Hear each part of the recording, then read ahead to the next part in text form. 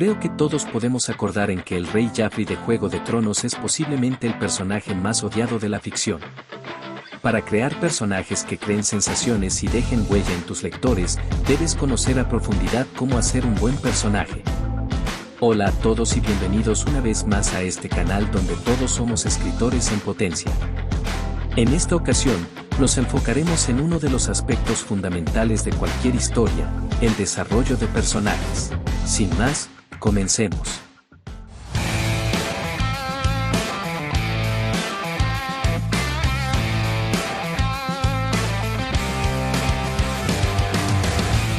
Antes de adentrarnos en crear personajes, debemos entender qué son. Los personajes son la base de nuestra historia, quienes la llevan adelante y con quienes nuestros lectores se conectarán. Son más que nombres en una página, son seres creados por nuestra imaginación y quienes tienen vida propia en nuestro universo literario. Un personaje realista y memorable requiere de ciertos elementos clave. Primero que todo, características físicas y emocionales. Describe cómo es tu personaje físicamente y cuáles son sus emociones más destacadas. Las descripciones pueden ser sutiles, no tienen que ser necesariamente directas. Puedes dar características desde el punto de vista de otro personaje o, en el caso de las emocionales, hacer que el lector deduzca la moral del personaje a través de sus acciones y no porque alguien dijo que era así. Historia personal. Crea una historia de vida para tu personaje, sus experiencias, momentos clave y cómo han influido en su personalidad. Esto puedes usarlo para guiarte tú, como autor. Algunos de estos datos puedes incluirlos explícitamente, como su pasado, por ejemplo, pero otras características pueden ser desarrolladas de una forma más implícita. Motivaciones y objetivos. Un personaje siempre debe tener algo que lo motive y algo que quiera lograr. Estos objetivos lo guiarán a través de la historia. A pesar de que no siempre el personaje principal cumple con su objetivo, es necesario que al final de la historia se cierren todos los hilos sueltos y le den un cierre a la motivación de dicho personaje. No dejes las cosas en un tal vez a menos que vayas a crear una secuela. Un personaje que no tuvo un cierre adecuado podría defraudar al lector. Conflictos internos y externos. Los conflictos son esenciales para el desarrollo de la trama. Piensa en los dilemas internos y los obstáculos externos que enfrentará tu personaje. Ahora, vamos a repasar algunos consejos para que puedas crear personajes realistas. Observación y empatía. Observa a las personas a tu alrededor, sus gestos, reacciones y comportamientos. Intenta ponerte en su lugar y comprender sus motivaciones. Ojo, que no hablo de acoso. No seas esa clase de persona. Me refiero a que estés consciente de lo que te rodea y cómo los demás, o incluso tú mismo, te relacionas con el resto. Esto te ayudará a comprender mejor cómo reaccionamos a distintas situaciones. Contradicciones. La vida real está llena de contradicciones, y nuestros personajes también deben reflejar esto. Puede tener actitudes contradictorias o una personalidad que no se ajuste a los estereotipos. Sé creativo y original. Desarrollo gradual. Los personajes no deben ser estáticos, deben evolucionar a lo largo de la historia.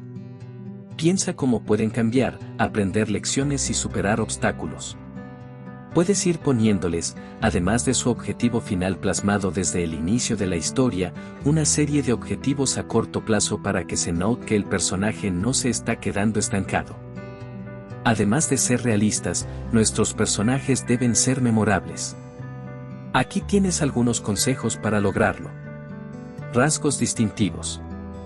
Da a tus personajes características únicas y reconocibles, como un tic nervioso, una cicatriz o un tono de voz particular. Puede ser un comportamiento sarcástico o incluso ser un mezquino de primera. Diálogos auténticos.